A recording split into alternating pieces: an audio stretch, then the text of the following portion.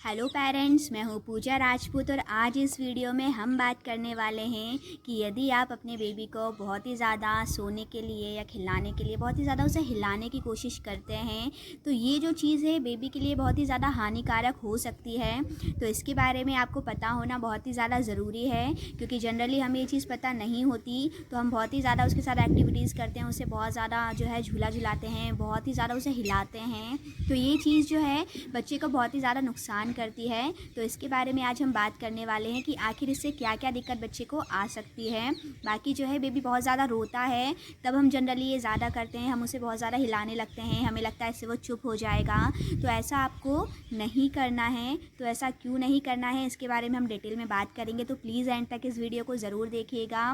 बाकी जो हमारी सीरीज़ चल रही है बच्चे का रोना, जिसमें आप सारी चीज़ों को बहुत ही अच्छे से समझ सकते हो कि बेबी क्यों रोता है और उसे आप किन किन तरीक़ों से चुप करा सकते हैं, उसे आप प्रॉपर जो है कैसे ट्रीट कर सकते हैं जब वो रोता है। ये सारी चीज़ें लाइन वाइज जैसे जैसे आप समझेंगे आपके लिए बच्चे के साथ सर्वाइव करना बहुत ही ज़्यादा ईजी होता जाएगा। तो प्लीज़ वो सारे वीडियोज़ आप एक बार ज़रूर देख लीजिएगा ताकि आप भी सारी चीज़ों को समझ के अपनी बेबी को चुप करा सकें। तो चलिए आज का वीडियो स्टार्ट करते हैं।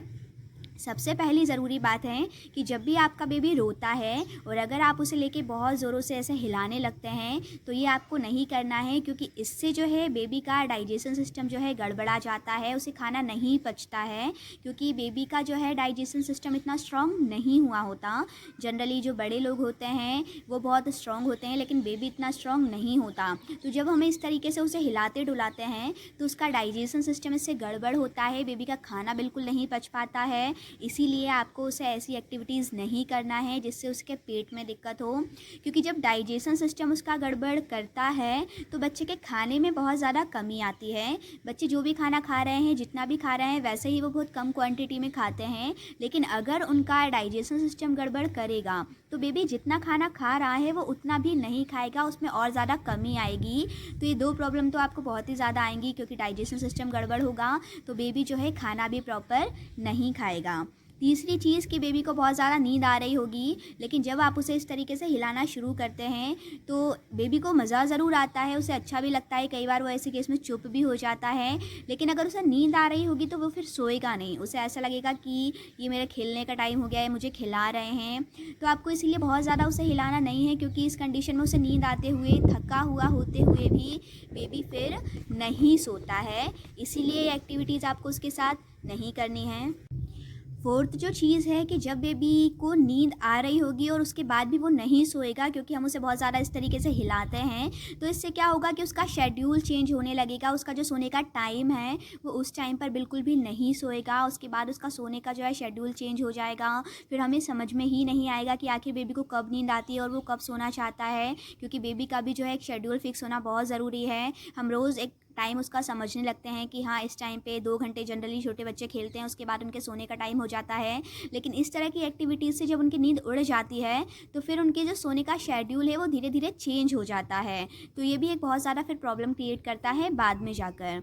इसके अलावा फिफ्थ जो प्रॉब्लम है कि बच्चे को सांस लेने में भी दिक्कत होने लगती है, क्योंकि बड़े जो होते हैं स्ट्रांग होते हैं जैसे हमने बात की, बट जो छोटे होते हैं जब हम उन्हें इस तरीके से बहुत ज़्यादा हिलाते हैं तो जो वेरिएशन उनमें होता है जिसके कारण से वो प्रॉपर फिर ठीक से सांस नहीं ले पाते हैं, तो उन्हें सांस लेने में बहुत ज़्यादा फिर दिक्कत होने लगती है। इसीलिए आपको ये एक्टिविटी बच्चे के साथ नहीं करनी है। और लास्ट जो उन्हें प्रॉब्लम आती है, क्योंकि ये सारी एक्टिविटी जब उनके साथ होंगी कि उसका खाना प्रॉपर नहीं हो पाएगा, उसे भूख लगी है लेकिन वो नहीं खाएगा क्योंकि उसका डाइजेशन सिस्टम गड़बड़ हो रहा है, जब उसकी नींद पूरी नहीं होगी, तो इन सब एक्टिविटीज़ के कारण बच्चे के दिमाग पर बहुत ही ज़्यादा असर होता है, उसका मानसिक विकास भी धीरे धीरे रुकने लगता है। तो ये सबसे बड़ी प्रॉब्लम है जो बाद में जाके फिर हमें फेस करनी पड़ती है। इसीलिए अगर आप बेबी को बहुत ही ज़्यादा इस तरीके से उछाल के या हिला के बहुत ही ज़्यादा आप उसे चुप कराने की कोशिश करते हैं तो इसे आपको कम करना है। ऐसा नहीं है कि बंद ही कर देना है, आज के बाद फिर हमें डर लगने लगे कि हमें बेबी को नहीं हिलाना है।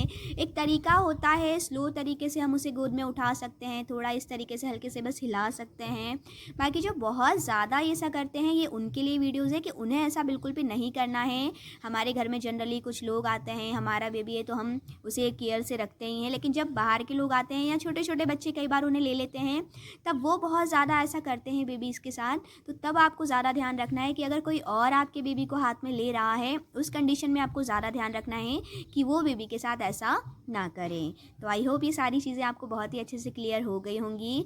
अगर आपका कोई सवाल है तो आप कमेंट सेक्शन में मुझसे पूछ सकते हैं। अगर आपने अभी तक मेरे चैनल को सब्सक्राइब नहीं किया है तो सारे वीडियोस लाइन से एक के बाद एक आ रहे हैं, तो आप जल्दी से सब्सक्राइब बटन पे क्लिक कर दीजिएगा ताकि आपको नेक्स्ट वीडियो भी टाइम पर जो है मिल सके। और जो भी आपके फ्रेंड्स हैं जिनके घर में छोटे छोटे बेबीज़ हैं तो उनके साथ इस वीडियो को ज़रूर शेयर कीजिएगा ताकि उन्हें भी जो है ये चीज़ें पता चल सके और उनका भी बेबी के साथ सर्वाइव करना आसान हो सके। Thank you for watching my video.